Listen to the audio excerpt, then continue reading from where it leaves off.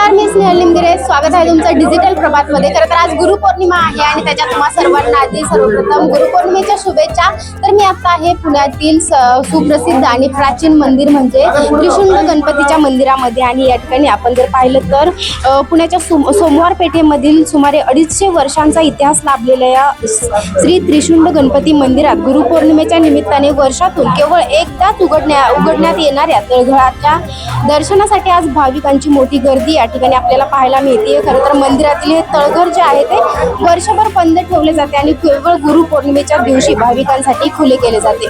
त्यामुळे या ऐतिहासिक मंदिराला धार्मिक आणि ऐतिहासिकदृष्ट्या विशेष महत्त्व प्राप्त झाले.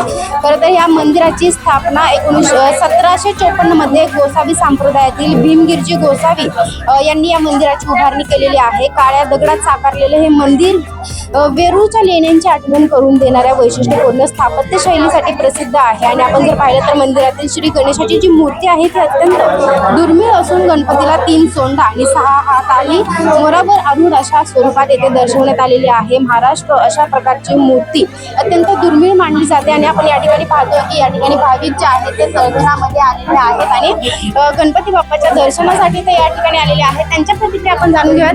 काय सांगाल, तुम्ही या मंदिरामध्ये आलाय तर? या मंदिरामध्ये आल्याच्या नंतर खूप प्रसन्न वाटतं आणि खूप छान वाटतं. मी पहिल्याच वेळेस आलेली आहे, पहिल्यांदाच. समजलं या मंदिरात? मी इंस्टाग्राम आणि फेसबुकवरती बघितलं आणि त्यानंतर आम्ही मी पिंपरी चिंचवडवरून आली आहे. 7 वाजता आम्ही लाईनीला लागलो.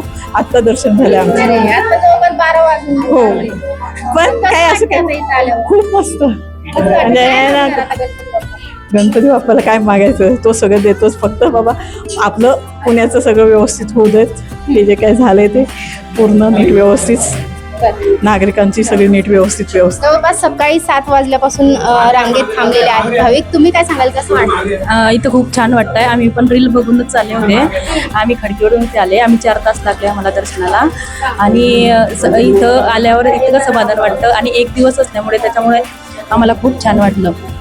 किती वेळ आहे तुमची? आमच्या पहिल्या वेळेसच आले होते आम्ही. खूप छान वाटलं, समाधान झालं दर्शन झाल्यानंतरच.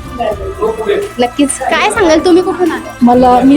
मी कात्रजमधून आली आहे. पण मी बोलले एकदा, पण मला एक रिक्वेस्ट करायची होती तुमच्या माध्यमातून की हे मंदिराचा इतिहास कोणीतरी शोधला पाहिजे की 3 सोंड काय आहेत गणपतीला आणि हे मंदिर असं म्हणजे हे 2 मजली मंदिर आहे, तर हे काय आहे म्हणजे तर ह्याचा इतिहास कुठेच नाही. मी गुगलवर बघितलं, सगळीकडे बघितलं तर ते पुरातन खात्याने याचा अभ्यास केला पाहिजे आणि त्याची माहिती आली पाहिजे बाहेर. खूप सुंदर मंदिर आहे. प्रचंड म्हणजे पुण्यासारख्या अशा एवढ्या दाटीवाटीच्या वस्तीमध्ये एवढं सुंदर मंदिर आणि पुण्यात असून माहीत नव्हतं, हे आता कळलंय. छान वाटलं हे ऐकून. पहिलीच वेळ आहे माझी. छान अनुभव. तर अनेक भाविक आपण पाहतोय की मोबाईलवरती रील पाहून अक्षरशः या मंदिरामध्ये आलेले आहेत आणि हे मंदिर पाहून आम्हाला तर समाधान झालं असं त्यांच्याकडून प्रतिक्रिया देण्यात आलेल्या आहेत. तुम्हाला काय वाटतं हे मंदिर पाहून? कमेंट करून सांगा. पुण्याहून स्नेहल निमगिरे, डिजिटल प्रभात.